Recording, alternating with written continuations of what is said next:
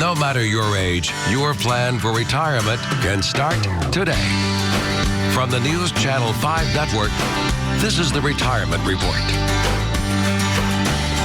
Good morning. Welcome to the Retirement Report. I'm Hank Parrott, your host.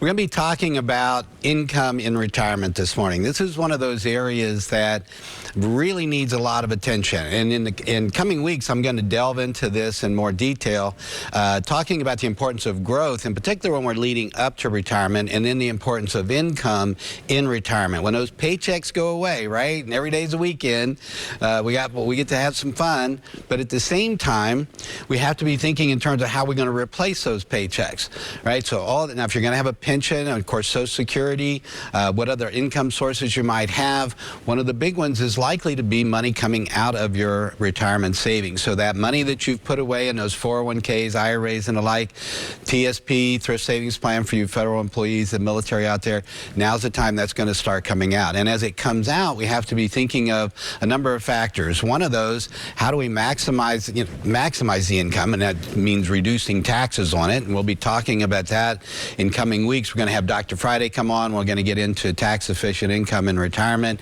tax-efficient investing. So that's a whole nother piece. But first, we're going to set the groundwork, the basics down. How do we set up that basic financial plan?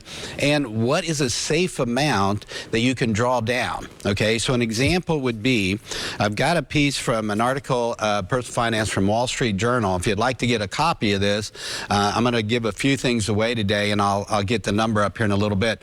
But this is on the 4% rule, and it basically says the rules of retirement spending are changing. And there's a report for you overachievers out there, if you'd like to get the whole report from Morningstar about retirement income planning and retirement. This one basically, again, has to do with safe withdrawal rates, just that alone. And it's quite the study that Morningstar did. Their conclusion was the old 4% rule that came into being back in the 80s and 90s. They're saying, not so fast, that its safer rate would probably be 3.3%. And then there was American College, Wade Faw, professor of finance over there, another study cited from 2013, and they're talking about 2.5%. So if you think in terms of 2000 through 2010, when the market dropped, basically the lost decade they refer to as the stock market, because it was a 10-year period, the first 10 years from 2000 through 2009, where the market was actually down. You would have lost money invested over that 10-year period. So if you were drawing down money at the same time, it could set you up to actually run out of money because, right, the monies that you've got invested continue to go down, plus you're taking money out, selling shares cheaper and cheaper, and it puts you in a really precarious situation, to say the least. And I've talked about it before, sequence of return risk, you may recall. Well, on this 4% rule, what I'm going to share with you today is how can you beat that? Okay, how can you get 6%, 8%, maybe even 10% drawdown on your money without fear of running out of money? Well, I'm going to share some strategies with you on that. We're going to start with, well, first, let me go ahead. Let's see here. Yeah, if you would like to get either of these two pieces, call my office at 615-376-5325. Just say you'd like the rules of retirement spending, or you'd like to get the piece on the safe withdrawal rates. And we can get both of those to you, whether you want the Wall Street article, the Morningstar, or both of them. And then we're going to talk about the basics, okay? So when it comes to planning for retirement, we're going to start with the pieces that I use in my practice and have for many years now, and I'm going to share some of those with you today as well. So we've got some slides for you on this part. The first one is this fact finder that we use in practice. So if you were to call my office, for instance, to get the comprehensive financial plan, this is what we're going to send you, is some of these pieces and then some other things, okay? But this has in it basically the starting point. We're going to need to look at your income. We need to look at your expenses, your assets, your liabilities. We need to factor in for inflation, for taxes. All of that is a part, and rates of return on your money. All of that is a part of setting up a good plan. All right, so if in fact when we get you this piece, in with it, we're going to also send you the financial lifestyle expense worksheet. And what this does is helps us determine, in fact, what are those expenses. It helps you get everything really organized. So this is the foundation of the plan. Once we have that information, now we can also talk about the roadmap. And this is just a really basic little worksheet that works really great for helping you figure out how much money you need to have or how to organize your finances a little bit. So on this one, we've got a slide for this, I believe, up there as well. There you go. So that, we've got the operating fund. This is basically your checking account where you're paying your bills every month, and you want to have at least a month's worth always there. So if your expenses are $7,000 a month as an example, then you want $7,000 in your checking account. If they're $10,000 a month, $10,000 in your checking. If it's $5,000 a month, $5,000, right? Easy enough. And what we do is we take that lifestyle expense worksheet that I showed you earlier, we gather up what those expenses are, and that tells us how much a month, right there in the bottom left hand, the lifestyle expense sheet total, your monthly expenses go in that little box, and then from that we then start filling in those other areas. So we get into, again, that operating account. Then we have an emergency fund.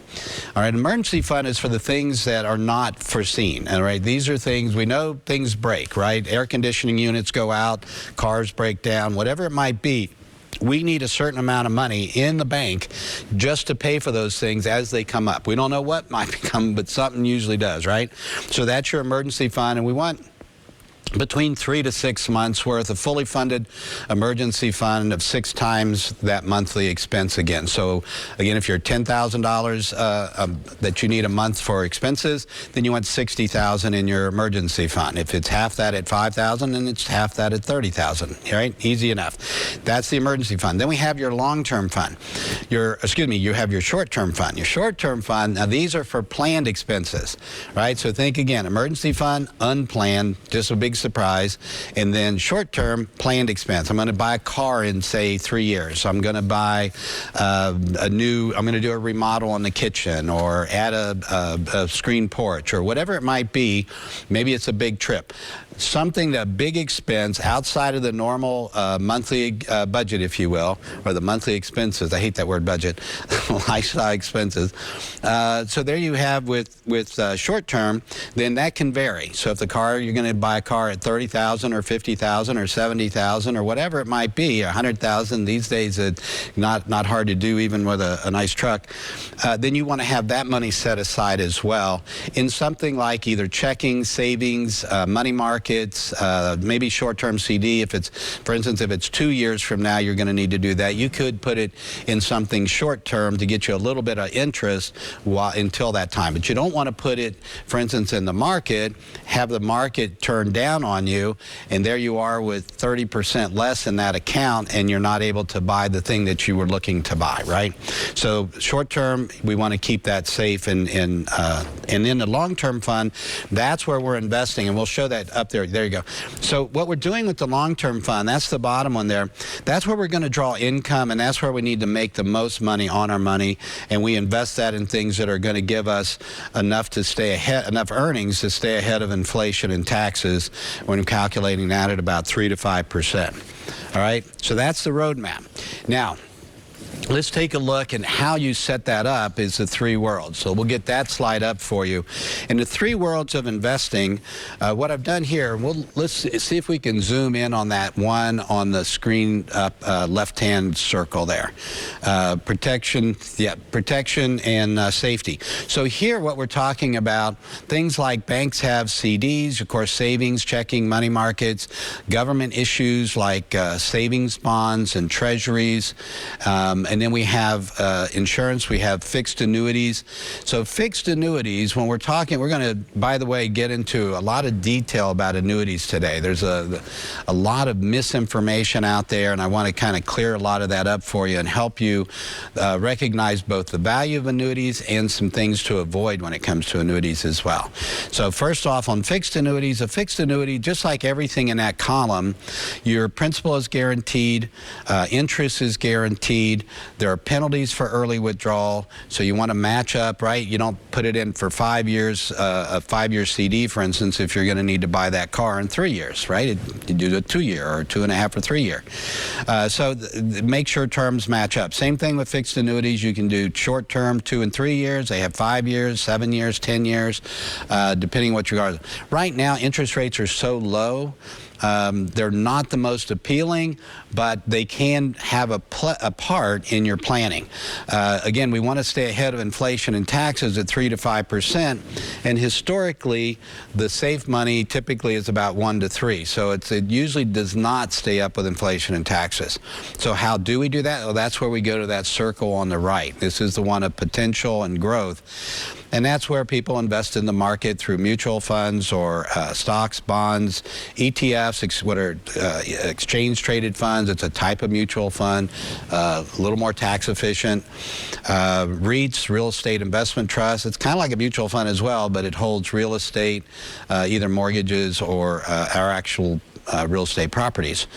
Now, these are all ways. Now, REITs, by the way, are one of those areas you got to be real careful. They can give you good interest, but at the same time, because they're not as liquid as a typical mutual fund, you can't just sell some stocks on the market and allow someone to take money out. So if you're looking to take distributions, with REITs, sometimes they can get locked up. I've had some clients over the years that have come in with REITs that they, basically can't sell and can't get their money out of. So be careful with those. In variable annuities, this is another area where, because of the high fees, you can see the big red X there. Variable annuities are the ones when you're looking at the different types of annuities. With variable, you're kind of investing in the market. You have sub-accounts similar to mutual funds, and almost identical to mutual funds actually, but with higher fees, 3 to 5% typically we see on those with clients that bring in. When you're, a lot of times new clients, when they're coming in, or someone maybe just wants to get some information on annuities, they might want to bring in what they have currently just to understand it better, or see if there's something better out there for them. So if you'd like to get a second set of eyes on that, you can call my office and we can help you with that. Now, with the market, historically 4 to 8% rate of return over time, but what do we know? Principal's not guaranteed, interest is not guaranteed, and you need time. Okay, we talk about 10-year rolling averages, where if you're in the market for at least 10 years, you are like a 95% chance of a positive result. I mentioned 2000 through 2009 being an exception to that. All right, that's a bunch that we just laid on you right there. We're going to take a break. When we come back, I'll get into that third world, and then we'll also talk to you about how you can increase the withdrawal rate on your money without having to worry about running out of money. But first, a break. Join us here. We'll be right back on the Retirement Report.